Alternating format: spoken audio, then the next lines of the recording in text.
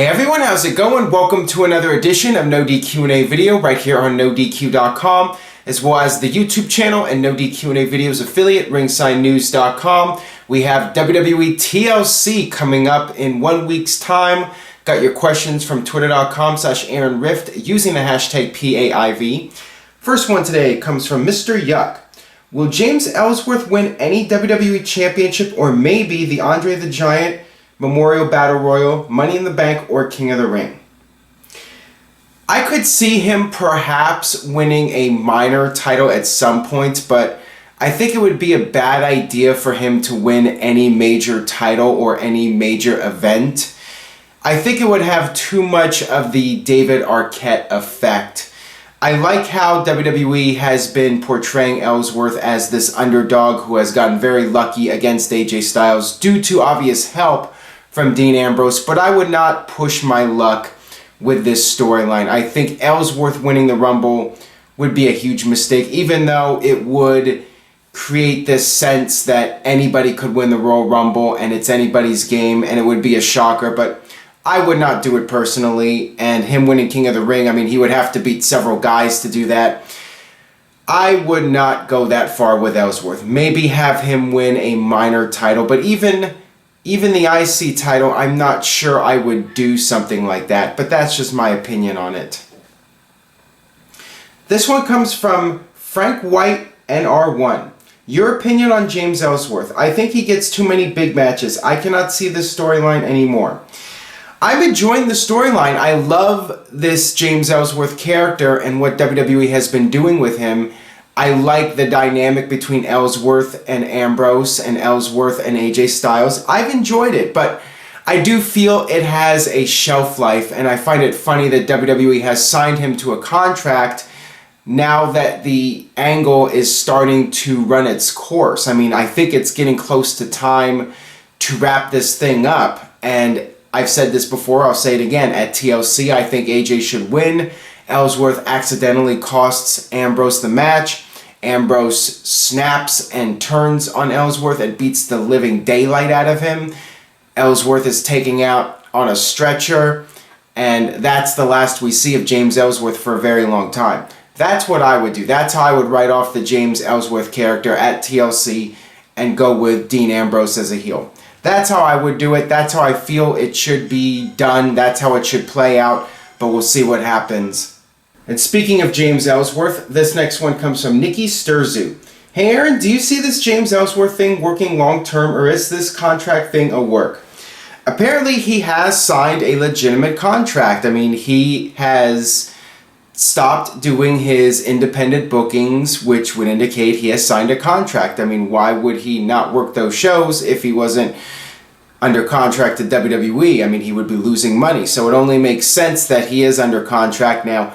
How long will this thing last? Again, I think it's close to the end, and I would be fine with him coming back every now and then, making special appearances, maybe being in the Royal Rumble, definitely not winning it, but coming out. And I've talked about this, I think, on NoDQ Live, maybe have Goldberg come out for the Royal Rumble and have Goldberg eliminate Goldberg right away, something like that. And maybe you could even have a brief Goldberg-James Ellsworth confrontation at the Royal Rumble. I think that that would be funny. So when there's a right time and an opportunity to bring in James Ellsworth for a funny storyline, I would do it every now and then. But I think TLC should be the end of Ellsworth as a weekly television character. That's just my opinion. This one comes from Sean T. Flick. Ellsworth is now due a title shot. Would you give it to him on a pay-per-view, or do you think fans will consider that a throwaway? I would definitely not have him go for the title on a pay-per-view. It should happen on SmackDown this week. Then you have TLC and you write off Ellsworth. I think doing that match at a pay-per-view would be a huge mistake. And what are they going to do? Wait till the Royal Rumble? I mean, come on now. They're not going to have AJ Styles versus James Ellsworth at the Royal Rumble, or any pay-per-view leading up to Wrestlemania for that matter. This is when the big guns are coming back. This is WrestleMania season. Undertaker and all these other guys are going to be the focal point, not James Ellsworth. They're just going with this because it's something that caught on and it makes for entertaining television on SmackDown. But Having Ellsworth go for the title on a pay-per-view, nah, not a fan of that. This one comes from Saucy Turtle Dustin. Could we see a Shane McMahon versus Dean Ambrose match? I really wanted to see Shane punch him. Well, Shane probably would have missed that punch, but anyways, I think it would be a good match. I think that if Dean Ambrose went heel, you could potentially do that match for WrestleMania. I would rather see that than Shane versus Brock Lesnar, and it looks like WWE is not going in that direction now, so why not? I mean, Shane McMahon and Dean Ambrose, I think, would have a very entertaining feud. You could have Ambrose turn heel, just go absolutely crazy, defy authority, break all the rules, and Shane's like, enough's enough, I'm going to take care of this, and you set up Shane McMahon versus Ambrose at WrestleMania. I like that idea. I think that would be a really good match for both of those guys at WrestleMania. Just let it be a wild and crazy brawl all over the stadium in Orlando. Let it be a no-holds-barred Falls Count Anywhere street fight. I think that would be really entertaining. Got this one here from David. I really like AJ Styles' mic work in the past couple of months. What do you think about his promos? He has remarkably improved, and I think that's one of the reasons why I think AJ exceeded my own personal expectations and maybe the expectations of others. I think AJ really did better on the mic than people were anticipating. He came into WWE and he really got into the zone. He has been able to come out there and deliver very credibly with his promos. I think that AJ surprised a lot of people. Looking back to TNA, he wasn't really a great promo. He was more known for his in-ring work, but now he has adapted. He has adapted to being a WWE sports entertainer, not just being a pro wrestler. He's coming out there, he's doing the promos, he's doing the comedy, which has worked. AJ Styles has made it work, and he has fit right in the WWE main event picture. Honestly, better than I was anticipating when he debuted in January. I thought he would have to struggle a lot more to reach the top, but they brought him in, and he's been a top-tier superstar and potentially NoDQ.com Superstar of the Year. So yeah, his promos definitely the best of his career since coming into WWE. And maybe he's been getting coaching or whatever, but whatever the case, it's been working. This one comes from Andy Cruz. If the Royal Rumble was right now, who would you book to win it and why? That is a tough question to answer. I mean, if the Royal Rumble was today, as I'm doing this video, I might go with Goldberg, actually. If Goldberg was able to work longer than 5 minutes, which for WrestleMania he probably should, I might go with Goldberg. If I knew that the chances of him getting hurt were very slim, he could go out there and he could do a little bit of an extended match, then I think I would go with Goldberg. But I would also consider John Cena if you're doing Cena versus Undertaker at WrestleMania. I mean, right now, it's hard to say. I'm curious to see how things play out over the next month before I really make a solid prediction on that. But right now, based off of momentum, you have to go with Goldberg. Got this one here from Interstate Kyle with the speed limit of 80 miles an hour. Hey Aaron, do you think Goldberg should beat Roman Reigns' record at the Royal Rumble to make him look like $1 million? I do not think WWE will do that. I think that as much as the company is behind Goldberg right now, Roman Reigns is still Vince's boy, and I do not see Reigns' Rumble record being broken by that WCW guy Goldberg. But it would be awesome. I mean, it would really be incredible if Goldberg came out and just destroyed everybody. But then you'd get the questions, is WWE burying the entire roster? Of course I will get those questions if that happened, but it would be quite the spectacle. I mean, it would definitely be the old WCW Goldberg. If the 98 Goldberg was in the Royal Rumble, he'd be destroying everybody with the exception of Steve Austin or The Rock or whatever back in the day.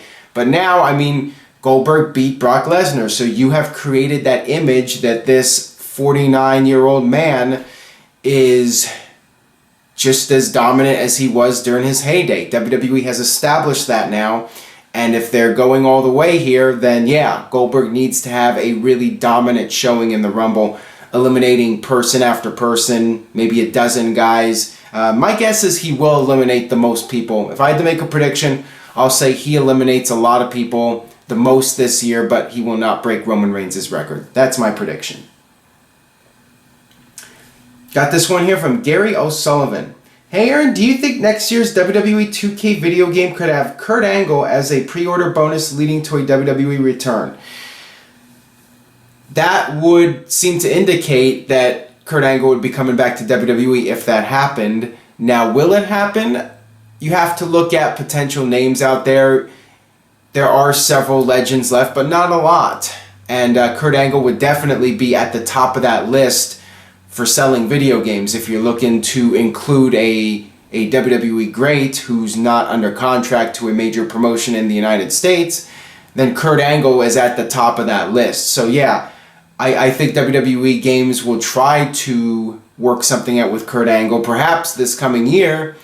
And if that does happen, I think that will open the door for Kurt Angle to come back to WWE. But, you know, there's that whole idea that Vince is against Kurt Angle wrestling with the fear that something bad could happen to Angle under WWE's watch. So it'll be really interesting to see. But yeah, if Angle is included in the video game this coming year, then I think a lot of people will be expecting Angle to show up on WWE television. So it'll be interesting. I mean, you would think Angle's going to be in that video game sooner than later. I mean, there's money to be made. And Vince himself has always said, business first. It's about doing business. And Kurt Angle in the video game is money.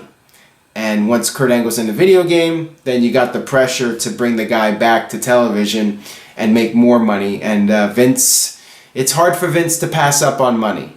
He might have his fears about Angle, but at the end of the day, he is a businessman. And if Kurt Angle is checked out by doctors and he's okay, never say never. Maybe we will see one more Kurt Angle match. I definitely would not rule it out. This one comes from The List of Jericho. Hey Aaron, your thoughts on a possible Triple H and Stephanie versus Ronda and Conor McGregor match at WrestleMania? Not really a fan of it. I don't think it's necessary for Conor McGregor and Ronda Rousey to be in the same match. I think you can get more value out of using each of them separately. Use Ronda for one pay-per-view and then use Conor McGregor for another pay-per-view, and you get two huge pay-per-views instead of one. I think it's a mistake to pair them together. Also, I think it's better to pair one of them up with a top WWE star. Like I would do Ronda Rousey teaming up with Seth Rollins against Triple H and Stephanie. So Seth is getting the mainstream rub. When Ronda's doing the interviews, she can be doing them with Seth Rollins. She can be mentioning Seth Rollins. Seth Rollins would be getting major mainstream publicity, and that would help elevate him and take him to a whole new level. So, not a fan of doing the two fighters together. I'd rather see it one fighter and one top WWE star working together at WrestleMania. This one comes from Dave Lesnar. Just watched some of the old Ministry of Darkness videos on YouTube. What was your overall opinion of them? I liked the faction. I mean, it was very entertaining. It was very fitting for the Attitude Era. The Ministry of Darkness, of course, very dark. And they would sacrifice people. I mean, some of those segments were not so good. Undertaker trying to embalm Austin wasn't one of the better Attitude Era moments. But I remember Stephanie being sacrificed, and that was a really memorable segment with Austin coming to her rescue. So there were a lot of very, very big moments involving the Ministry of Darkness, and then you had the corporate ministry uniting together to fight Austin. So at the time, I mean, it was a little bit ridiculous and hard to believe that Vince was in cahoots with Undertaker all along, and Shane was in cahoots with Undertaker. They were just kind of making the storyline up as they went along. It was Vince Russo, but at the time, I mean, it made for very entertaining television, and at the end of the day, the goal is to entertain people, and the group was entertaining. Got this one here from Patrick King. Do you think Shawn Michaels' backstage politics ruined Vader's WWF run into the mid to late 90s? I'm not really sure. I mean, I've heard a lot of conflicting stories. I've heard stories that Shawn did not want to put over Vader. Maybe it was a Vince call. who knows what the deal was. I mean, I think it was a mistake for Vader not to win the title at SummerSlam and at least have a brief run as champion. He was the top heel at the time, and he had a lot of momentum since his debut, and a lot of people at the time thought Vader was winning the title, and it did not happen. So did Shawn have a role in that? Did Vince decide to get cold feet and not go with Vader? I'm not really sure, but I do think it was a mistake. But then again, if Vader had won the title, things in WWE could have been very different. The whole landscape of WWE could have been different, because maybe we wouldn't have had a Stone Cold Steve Austin emerge as a top heel. So it's really hard to say how that would have changed the business, but looking back at the time, August 1996, it felt like the time was right for Vader to win the title, and it certainly hurt his momentum after that, not winning the title for sure. That'll do it for No DQ&A video. Thanks as always for watching. If you enjoyed today's video, please share it with a friend on Facebook or Twitter. Share it on as many sites as you can. That is the best way you can support No DQ&A video. I get these questions all the time. How can I contribute? The way you can contribute is to spread the word. Word of mouth really goes a long way. And you can also buy a t-shirt, ProWrestlingTees.com. Search No DQ. You can check out the NoDQ.com shirt, the No DQ&A video t-shirt, and there's a couple others as well. So check that out, and I will see you guys next time for more.